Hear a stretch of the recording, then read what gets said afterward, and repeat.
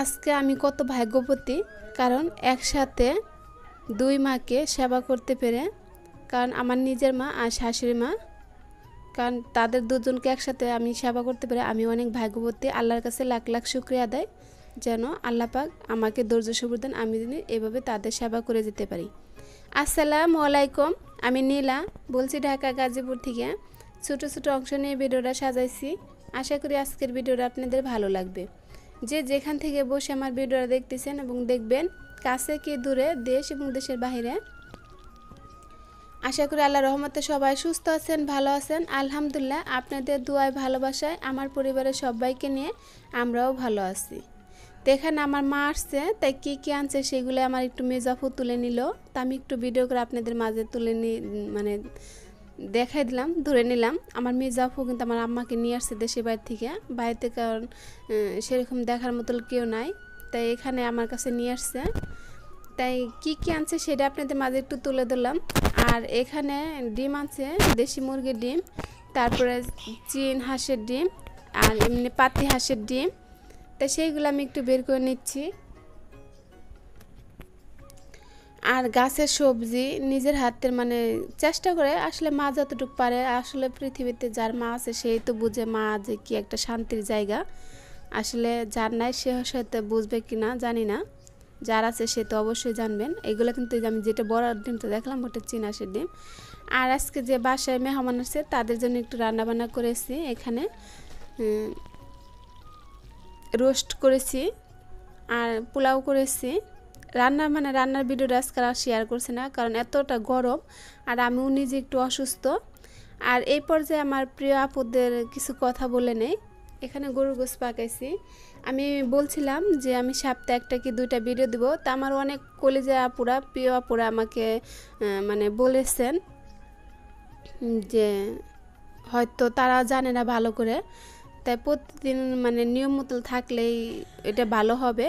তা আমার প্রিয় আপুদের কথাগুলো শুনে অনেক ভালো লাগছে, আমার কাছে অনেক মানে খুবই শান্তি লাগছে, কি বলবো আর। তা আমি চেষ্টা করব আগে যে আমি রেগুলার ভিডিও দিয়েছি সেভাবে, আমার একটু কষ্ট হলেও তারপর আপনাদের মাঝে অ্যাক্টিভ থাকার জন্য চেষ্টা করব। আমার কষ্ট হলেও আপনাদের সাথে অ্যাক্টিভ থেকে যাব। তো এখানে কথা বলতে বলতে কিছু কাজ গুছিয়ে নিয়েছি। রাতের বেলা সোহানে বাবা কিছু কোয়েল পাখির ডিম আনছে আর কিছু কোয়েল পাখি আনছে, কারণ আমার মা অসুস্থ, শাশুড়িও অসুস্থ, তাদের জন্য আনছে। কারণ এগুলো খেতে পেলে কিন্তু ভীষণ ভালো লাগবে। তো এই কোয়েল পাখিগুলো মানে জীবিত থাকতে দেখাতে গেছিলাম, উড়ুল পেরে চলে যায়, কারণ আর দেখাতে পারিনি, মানে শুধুই করছি, জবাই করে দেখালাম। যাদের রক্ত শূন্যতা আছে তাদের জন্য কিন্তু খুবই উপকার একটা মানে খাবার। আর এখানে আমার শাশুড়ি মা যে দেশের থেকে আসছে, পুরো 1 বছর পরে আসছে। 1 বছর আগে মানে ছিল এখানে, গত রোজারিদের পরে গিয়েছে, গত রোজার 1 সপ্তাহ পরে গেছে রোজারিদের পর। আর এই যে পুরো আবার রোজারিদের পরে আবার আসলো। তো এখানে আমার বড় ননা সে মানে এগুলো দিয়েছে, গাছের আম। আমার শ্বশুরবাড়িতেও গাছ আছে, মানে ওই গাছের থেকে আমার শাশুড়ি মা বেশি একটা আম পারতে পারে নাই, আমার বড় ননা দিয়ে আমগুলো দিয়েছেন। আর মাছ দিয়েছেন, লেবু, মিষ্টি আলু। আসলে সে অসুস্থতার কারণে কিছু আনতে পারে না। আর আমার যে ভাগ্নে ছিল আমার কাছে, শান্ত, ও বাড়িতে আমার আগে যারা ভিডিও দেখছেন, আমার আগের যারা বন্ধু আছেন তারা তো অবশ্যই চিনবেন। তা ও তো মানে ওদের নিয়ে আসছিলাম, আমি যা আনতাম, আমি অসুস্থতার কারণে ওকে পাঠাইছি। তো এখানে বাচ্চা মাছ যেগুলো আছে, তারপর পোয়া মাছ আছে, তারপরে কে যেন ইলিশ মাছ, চেওয়া মাছ, এগুলাই নদীর মাছ। এই মাছগুলো খেতে ভীষণ মজা লাগে। তারপরে কিন্তু আমি সকালে নাস্তাটা তাদের দিয়ে দিলাম। এখানে কোয়েল পাখির ডিম সেদ্ধ করছি, হাঁসের ডিম, দেশি মুরগির ডিম, মানে সব কিছু সেদ্ধ করছি। সোহান বাবা দোকানে চলে যাবে, তাই সকালে মানে নাস্তা যে বানাইছি সেটা শেয়ার করে নেই। নাস্তা চিতই পিঠা করছি, কারণ আগের দিনকার গরু মাংস আছে। আর আমার মির্জাপুর জামাই মানে আমার দুলাভাই সে চলে গিয়েছে, তারা নাই, তারা রাত্রে মানে আমার মাকে দিয়েই, তার যেদিন আসছে তার বাদের দিনকে দিয়ে কিন্তু চলে গিয়েছে। আর এখান থেকে আমাদের বাড়িতে যেতে বেশি একটা সময় লাগে না, খুব কাছে, আমরা সকালে যাই বিকালে আসতে পারি, এরকম খুবই অল্প সময় লাগে। তো এখানে সোহান বাবা দোকান চলে যাবে, তার নাস্তাটা আমি দিয়ে দিলাম, সে খাচ্ছে। শুধু একটা ডিম খেয়েছে, দেশি মুরগির ডিম, আসলে সে কোয়েল পাখির ডিম খায় নাই। বলতেছে যে আমার আম্মাকে দিতে আর তার আম্মাকে দিতে, যে তারা অসুস্থ তাদের দিতে, কিন্তু তারা তো হার্টের সমস্যা, তারা তো ডিম খেতে পারবে না। তা বলছে থাক আজকের দিন খাক, পরে নাই এত আর দিব না, হয়তো 2-1টা করে দিব। শাশুড়িমার আবার প্রেশারের সমস্যা আছে, তার জন্য হাঁসের ডিমটা সেদ্ধ করেছি। আর এখানে যে আতা ফল নিয়ে এসেছিলো, এখানে সোহানের বাবাকে আমি দিয়ে দিব, তাই দেখতেছি কোন ফলটা বেশি ভালো সেটা দেব। আর এই ফলটা আমার শাশুড়িমাই নিয়ে আসছিলো, সেটার আপনাদের মাঝে ভিডিও করে দেখাতে পারি নাই। আরও টুকটাক বেশ ভালো কিছুই আনছে, মানে হয়তো আমি তাড়াহুড়া করে আপনাদের মাঝে দেখাতে পারছি না। তাই যে নাস্তা করার পরে তার সোহান বাবা চলে যাওয়ার পরে কিন্তু আমি দুপুরে রান্নাটা বসিয়ে দিয়েছি। এখানে আজকে ছোটো চিংড়ি মাছ দিয়ে, এই চিংড়ি মাছগুলো বাইরে থেকে আনছে আমার শাশুড়ি মা, মানে আমার বড় ননদ দিয়েছে। তাই লাউ দিয়ে চিংড়ি মাছ দিয়ে পাকাবো।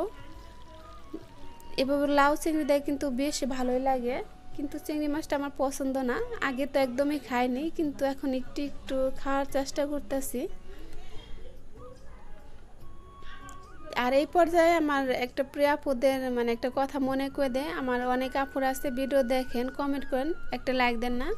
প্লিজ আপুরা, আপনাদের ছোট্ট একটা লাইকে কিন্তু আমাকে সামনের দিকে এগিয়ে নেওয়ার জন্য সাহায্য করবে। লাইক আমরা যদি কমেন্ট করতে পারি, লাইকটা কেন দিতে পারবো না আমি বুঝি না। ভালোবেসে যদি আপনি আমার ভিডিও যদি দেখতে পারেন, একটা কমেন্ট করতে পারেন, দয়া করে একটা লাইকটাও দিয়ে দেবেন। আপনাদের কাছে এই অনুরোধটা রইল আপুরা।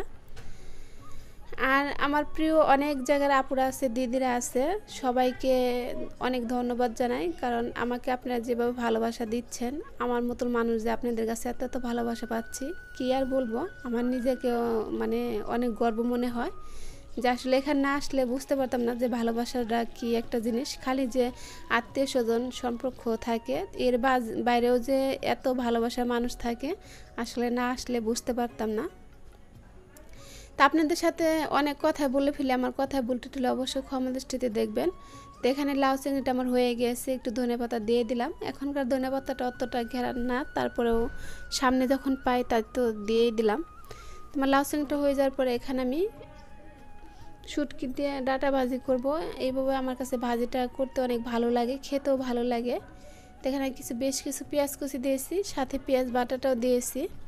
এই যে অনেকগুলো শুটকি দিয়ে দিলাম, এখানে কাসকি মাছের শুটকি দিয়ে, তারপরে কিন্তু আমি এখানে একটু হলুদের গুঁড়া দিয়েছি, মরিচের গুঁড়া দেয়নি। আর দেখতে পাচ্ছেন কতগুলা কাঁচামরিচ দিয়ে দিলাম। ঝালটা আমার ফ্যামিলির সবাই পছন্দ করে, শুধু আমার বড় ছেলেটা বাদে, কারণ ওকে অনেক বেছে বেছে খাওয়াইছি তাই।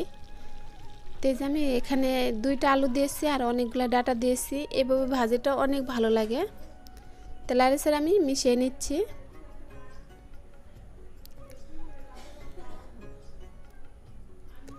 আসলে আমি কখন যে কি বলে ফেলি আমি নিজেও বুঝতে পারি না।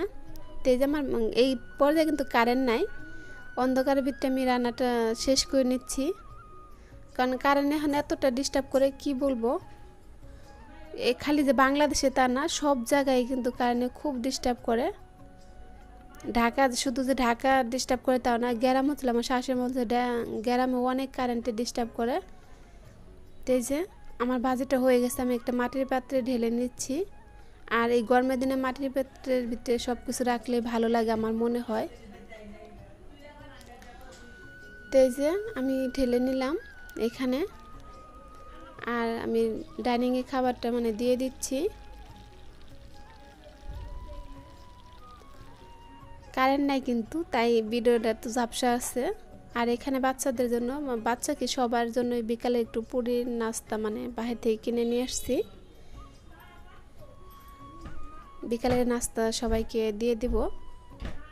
এখানে ডাল পুরি, আর এই নাস্তাটা খুব ভালো লাগে সবার কাছে, আমার বাচ্চারাও পছন্দ করে সবাই, সাথে ডালও আছে। আজকের ভিডিওটা আপনাদের কেমন লাগলো অবশ্যই আপুকে ছোট্ট একটা কমেন্ট করে জানাবেন। আর দিন শেষে যে কথাটাই বলি, সবাই ভালো থাকবেন, সুস্থ থাকবেন। এই পুরি খেতে খেতে এখান থেকে বিদায় নিয়ে যাব, দেখা হবে নতুন কোনো ভিডিওতে। সে পর্যন্ত ভালো থাকুন, সুস্থ থাকুন, আল্লাহ হাফেজ।